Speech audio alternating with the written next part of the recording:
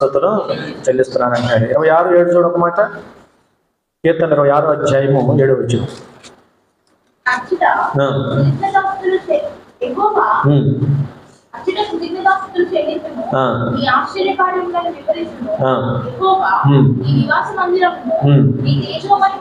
పైన ఒక చక్కని మాట ఉంది. యెహోవా నీ బలిపీఠం చుట్టూ నేను ప్రదక్షిణలను చేయుదును, అచ్చట నేను కృతజ్ఞతాస్తుతులు చెల్లిస్తాను. బలిపీఠం దగ్గర చెప్పండి ఏ పీఠం? అందరూ చెప్పండి ఏ పీఠం? దావీదు ఎవరు చెప్పండి?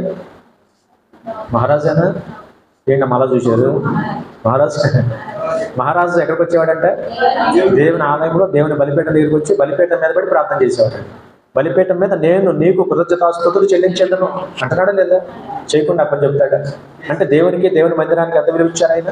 దేవుని బలిపీఠానికి ఎంత విలువ ఇచ్చాడు ఆయన? బలిపీఠం మీద పడి దేవునికి ఏం చెల్లించాడు ఆయన? కృతజ్ఞతాస్తుతులు. అచ్చట నీకు కృతజ్ఞతాస్తుతులు చెల్లించడం నాకెంతో సంతోషం. ఇవాళ మనం కూడా దేవుని యొక్క సందునాను ఇంట్లో కృతజ్ఞత కాదు, దేవుని యొక్క మందిరాల సన్నిధిలో కూడా వచ్చి ఆయన బలిపీఠం మీద పడి కృతజ్ఞతాస్తుతులు దేవునికి మనం ఏం చేయాలి? చెల్లించాలి. అందుకని అంటాడు కదా, యెహోవా నీ నివాస మందిరమును నీ తేజో మహిమ నిలుచు స్థలము. ఎంత చక్కగా వర్ణించాడు చూడండి. చెప్పాలా? నీ తేజో మహిమ దేవుని సన్నిధిలో ఏముంటుందని చెప్పండి. దేవుని తేజో మహిమ నిలుచు స్థలం అంటాడు. హల్లెలూయా, హల్లెలూయా.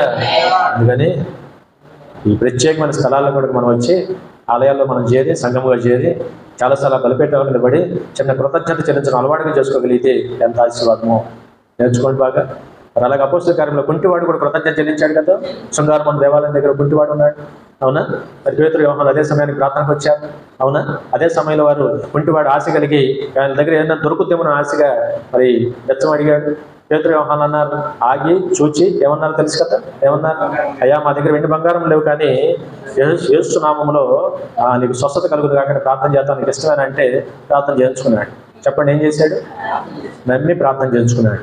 వెంటనే పేతురు గారు చేయందంగానే మరి కుంటివాడు దిగ్గున లేచి నిలచి నడిచి, చెప్పండి, లేచి నిలచి నడిచి ఆ తర్వాత వారితో పాటు దేవాలయంలోకి వెళ్ళి అందరూ చూస్తుండగా గంతులు వేయచ్చు దేవుడికి కృతజ్ఞతాస్తుతులు చెల్లించాడు. హల్లెలూయా, హల్లెలూయా. అంటే ఈ లేఖన భాగం ఎందుకు చూపిస్తానంటే మీకు, అసలు కుంటివాడు ఒక అరగంట ముందు ఎక్కడ ఉన్నాడు? స్వస్థత పొందినాక ఎక్కడ ఉన్నాడు? అరగంట ముందేమో దేవాలయం గడప దగ్గర కొన్ని సంవత్సరాల పాటు నుంచి అడుక్కుంటున్నాడు. అవి ఒక మాట మీరు అడగచ్చు, ఏమంటే ఆ దేవాలయపు మరి మెట్ల దగ్గర దాకా ఎవరు తీసుకొచ్చుంటారు? మరి కుంటువాడు అంటున్నారు కదా, లఘువనేశ్వరులు ఎక్కడ వచ్చారంటే మన పుట్టోళ్ళు ఎవరు తీసుకొచ్చారు కూర్చోబెడతారు. లోపల చాలా మంది ఏం చేస్తారు తెలుసా? అడుక్కునే వారిని తీసుకొచ్చి, లేదా కాళ్ళు అంగవైకల్యం ఉన్న వారిని, లేకపోతే అవయవాలు సరిగ్గా లేని వారిని పొద్దునే తీసుకుని డ్యూటీ ఎక్కిస్తారు. వాళ్ళు వచ్చి ఎక్కిస్తారు లేదా డ్యూటీ ఎక్కించి అక్కడ కూర్చోబెడతారు ఏదో సెంటర్లో. వాళ్ళు పగలంతా అడుక్కుంటే మరి సాయంత్రం మళ్ళీ ఇల్లే తీసుకెళ్తారు. అట్లాగే ఎవరో తెచ్చి అక్కడ పెట్టుంటారు. కానీ ఈ రోజున ఆ స్థితిలో అలా అక్కడ ఉంచడం దేవుని చిత్తం కాదు, అవును కదా? కాబట్టి అద్భుతమైన స్వస్థత కుంటివానికి దేవుడు ఇచ్చాడు. ఇచ్చిన స్వస్థతను బట్టి, పొందుకున్న స్వస్థతను బట్టి లోకంలోకి వెళ్ళిపోలేదు. కానీ ఏమి నేర్చుకోవాలి? క్రైస్తవులు ఇవాళ మేలు పొందాం, దీవించబడ్డాం, కార్యం అందుకున్నాం, ఒక ఆశీర్వాదం మనం పొందామంటే దేవుని దగ్గరికి వచ్చి దేవుని సన్నిధిలో ఏ విధంగా కృతజ్ఞత చెల్లించాలో కుంటివాడు లోకానికి సాక్ష్యం చెప్పాడు. హల్లెలూయా. గంతులు వేయచ్చు. ఏమేస్తున్నాడు? ఎందుకని? సంతోషం. ఇంకొకటి నేను అంటాను, ఇంతకాలం కాలు లేవు కదా, మనకి ఏదైనా ఉంటే ఉన్నదాన్ని విలువ తెలుస్తాం. లేకపోతే ఏదన్నా పరిస్థితులు బాగోక ఒక 40 రోజులు గడ్డ మీద పడుకోవాల్సి వచ్చింది. ఎక్కడ? గడ్డ మీద పడుకోవాల్సి వచ్చింది. తర్వాత స్వస్థ వచ్చి లేచామనుకోండి, ఏం చేస్తా ఉంటాం? పన్నున్నా లేకపోయినా తిరుగుతాం. పన్నున్నా లేకపోయినా ఎందుకని? 40 రోజులు పడుకొని బాగా ముద్దులు పెట్టుంటాయేమో, అది కూర్చోమన్నా కూర్చోం, తిరిగితే పన్నున్నా లేకపోతే తిరుగుతాం. ఎందుకని? అది స్వస్థ వచ్చింది. పడుకోవటం ఎంత భయంకరమో, అవునా కదా? ఇప్పుడు ఏదో చిన్న బలహీనత వచ్చి ఎవరు పడుకుంటే ముందు ఏమంటా, అమ్మ పడుకోలేకపోతే వస్తున్నా, రోగమేమో కానీ అంటున్నారు లేదా? రోగమేమో కానీ ఈ పడుకొని ఎప్పుడు అవుతుంది అంటున్నారు లేదా? మొన్న సహోదరి దగ్గరికి వెళ్తే ఆవిడ కూడా అలాగే, నేను అన్నాను సాయంత్రం పూట సలపూట నడువు ఏదైతే అది అయిందన్నాను. క్రికెట్ నడుతున్నాను అన్న, ఏమి లేదు నీకు ఏమీ బలహీనత లేదని బజార్కి వెళ్ళి ఒక అరగంట నడిచినా అదే పోద్ది అన్నాను. నేను నడిస్తే లేదు. కాబట్టి ఈరోజు మనం కూడా కుంటివాని ఇలాగ ఏం చెల్లించాలి చెప్పండి? కృతజ్ఞత చెల్లించాలి. లేఖనాల కృతజ్ఞత చెల్లించిన వారు కూడా ఉన్నారు. నాబాలు పాత నిబంధనలు దేవుడు ఎంతో మేలు చేసి అన్ని రకాల దేవుని ఆశీర్వాదం పొందుకొని కూడా మోటువాడని బైబిల్ చదివిస్తాం. కృతజ్ఞత చెల్లించడం చేతగాని వాడు, కృతజ్ఞత స్థుతి లేనివాడు, అవునా? అటువంటి వాడిని మనం లేఖనాలు మనం చూస్తాం సందర్భాలు. కృత నిబంధనలోకి వచ్చిన తర్వాత 10 మంది కుష్ఠరోగులు 9 మంది కూడా కృతజ్ఞత లేని వారంటే. చెప్పండి, 10 మంది కుష్ఠరోగుల్లో ఎంతమంది కుష్ఠరోగులు మొత్తం? కుష్ఠరోగం అందరికీ ఉంది కదా, అందరూ కష్టంలో ఉన్నారు కదా, అందరికీ బలహీనత ఉంది కదా, అందరూ కూడా సహాయం కొరకు ఎక్కడికి వచ్చారు? యేసు దగ్గరికి వచ్చారు కదా, అందరూ నోరు తెచ్చి ప్రభుని సహాయం అడిగారు కదా, అందరికీ దేవుడు ఒకే సలహా ఇచ్చాడే, ఎవరు వేరు వేరుగా ఇచ్చాడా? వందనాలు. ఇప్పుడు అందరికీ నేను వాక్యం చెబుతున్నాను, కొంతమందికి ఏమైనా వేరుగా చెబుతున్నానా? అమ్మయ్య. కాబట్టి 10 మందికి సలహా ఇచ్చాడు, 10 మంది అన్నారు, 10 మంది వెళ్ళారు, 10 మంది బాగుపడ్డారు, 9 మంది బాగుపడ్డారు, ఒకడు బాగుపడ్డాడు. అవును కదా? లేదు, 10 మంది బాగుపడ్డారు. బాగుపడిన తర్వాత సంగతి మాట్లాడుకోవాలి. చెప్పండి, బాగుపడిన తర్వాత అప్పుడు ఒక్కొక్కటి బుద్ధి బయటపడతాం, ఒకడు ఎదన్నాడు, ఒకడు ఎదన్నా. నేను ఒక సందర్భంలో ఆ మిగతా 9 మంది ఎందుకు వెళ్ళిపోయారో 9 కారణాలు చెప్పాను కదా, ప్రసంగంలో చెప్పాను.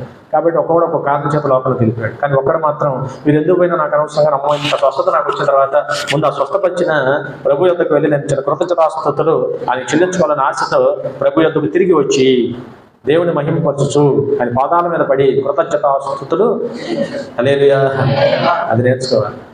ఏమైంది తర్వాత? ప్రభు అడిగాడే లేదా? ప్రభు ఆ వ్యక్తిని కృతజ్ఞత చెల్లించగానే ఆ వచ్చిన వ్యక్తితో ప్రభు అన్న మాట్లాడి తెలుసా? మిగతా 9 మంది ఎక్కడా? అంటే దేవుడు ఎక్కడ అడుగుతాడు కదా, ఎవరిని అడుగుతాడు లెక్క? తాను కార్యము పొందిన వారిని అడుగుతాడు, బయట అడగడు కదా దేవుడు. మరి మనందరం కార్యం పొందిన వారిగా మన లెక్క అడుగుతాడా లేదా? ఖచ్చితంగా అడుగుతాడు, జాగ్రత్తగా అడుగుతాడు. అందుకనే ముందు మనం పక్క పనులు పక్కన పెట్టి ముందు దేవుని దగ్గరికి వచ్చి కృతజ్ఞత చెల్లించడం అలవాటుగా చేసుకోవాలి మన జీవితాన్ని. హల్లెలూయా. ఆ ప్రకారం మనం ఉండగలిగితే గొప్ప మేలు పొందడానికి అవకాశం. ఆ తిరిగి ఒక్కటి చెల్లించడం ద్వారా ఒకటి ప్రభు ఏమన్నారో తెలుసు కదా మనకి, సమాధానం గలవాడి వైపము.